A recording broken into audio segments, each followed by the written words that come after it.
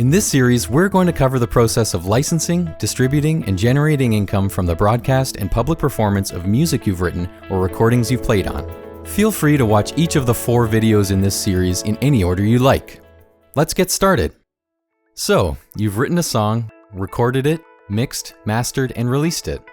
You've collated your metadata and registered with the appropriate CMOs.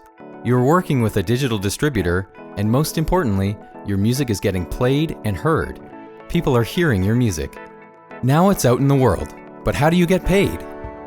The DSP collects streaming information for the sound recording and reports back to the distributor, who in turn pays the artist. A DSP will also collect streaming information for the musical work and report broadcast data to the mechanical licensing agencies.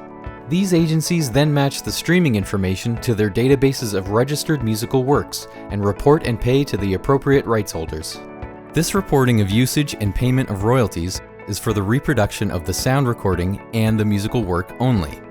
The DSP will also provide this information to SOCAN for the public performance of the musical work.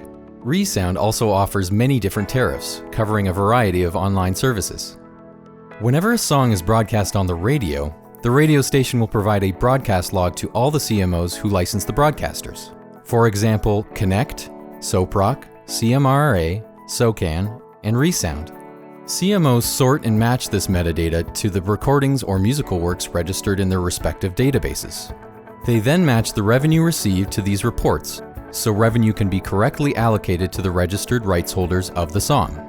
This same process of reporting, matching, and distribution occurs for all music played in a commercial setting, such as a restaurant, club, fitness studio, or stadium.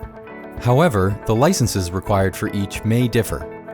CMOs ingest, process, and correlate millions of lines of song performance and broadcast data each year in order to ensure that artists are properly compensated for their music. It's important to make sure your repertoire is always up to date and the metadata encoded in your music is as clean as possible. This metadata is encoded in the digital file of your song and includes the artist's name, song title, writer, publisher, label, recording date, recording studio, as well as other pertinent information. Whenever you write, record, or perform on a new piece of music, it's your responsibility to update all the CMOs you are registered with. These organizations exist to help musicians and artists like you benefit from the performance of your songs. Be sure to check out the other videos in this series for information on public performance rights, distribution, licensing, and more useful tips on making the most from your music.